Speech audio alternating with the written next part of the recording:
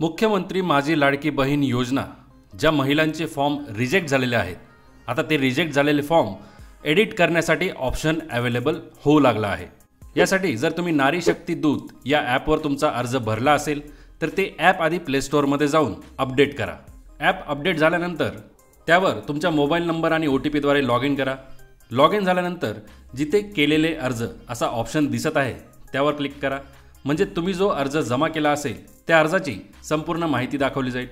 त्यावर क्लिक केल्यानंतर आता इथे तुम्हाला एडिट फॉर्मचा ऑप्शन दिसत आहे आणि एडिट फॉर्मच्या वरती तुम्हाला मुख्यमंत्री माझी लाडकी बहीण योजना इन पेंडिंग टू सबमिटेड असं स्टेटस दिसेल। म्हणजे आता सध्या अर्ज हा सबमिट झालेला नाहीये, तो अजूनही पेंडिंग आहे, कारण इथे एडिटचा ऑप्शन आलेला आहे।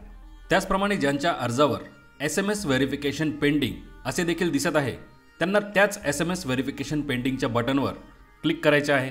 क्लिक केल्यानंतर पुढे तुम्ही जो कोणता मोबाईल नंबर दिलेला असेल फॉर्म भरताना त्या मोबाईल नंबरवर एक 4 आकडी OTP पाठवला जाईल। तो OTP आलेल्या या स्क्रीनवर एंटर करून खाली व्हेरीफाय OTP हे बटन क्लिक करायचे आहे। म्हणजेच तुमचे SMS व्हेरिफिकेशन पेंडिंग असे दिसत आहे ते आता पूर्ण होईल, व्हेरिफिकेशन पूर्ण होऊन जाईल। ही एक स्टेप सुद्धा फॉलो करून घ्या। आता ते रिजेक्ट झालेले फॉर्म एडिट करण्यासाठी तर एडिट फॉर्म या बटनवर क्लिक करून तुम्ही तुमचा अर्ज बदलू शकता, त्यामधली माहिती बदलू शकता। अर्ज रिजेक्ट करताना तो का रिजेक्ट झालेला आहे याचे कारण सुद्धा दिलेले असते। व्ह्यू रिझन या बटनवर क्लिक करून तुम्ही ते कारण जाणून घेऊ शकता। त्याप्रमाणे तुमच्या अर्जातली माहिती बदलू शकता किंवा एखादे डॉक्युमेंट राहिले असेल अथवा ते अपूर्ण असेल ते डॉक्युमेंट पुन्हा रिसबमिट करू शकता। त्यासाठी इथे एडिट फॉर्म या बटनवर क्लिक करा। आता भरलेल्या अर्जामध्ये फक्त एकदाच बदल करता येईल असा मेसेज देखील तुम्हाला स्क्रीनवर दिसेल।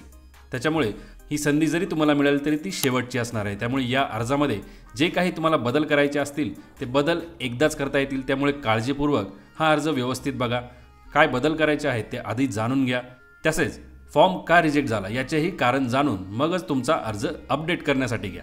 अन्यथा यावेळी सुद्धा जर तुमचा फॉर्म चुकला तर पुन्हा ही संधी मिळणार नाही आणि रिजेक्ट झालेला अर्ज पुन्हा भरता येणार नाही।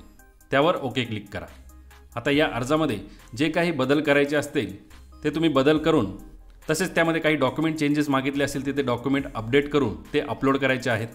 या ठिकाणी पुन्हा ॲक्सेप्ट हमीपत्र डिस्क्लेमर यावर जर तुम्ही क्लिक केले तर ते पुन्हा वाचून तुम्हाला ते स्वीकार करायचं आहे।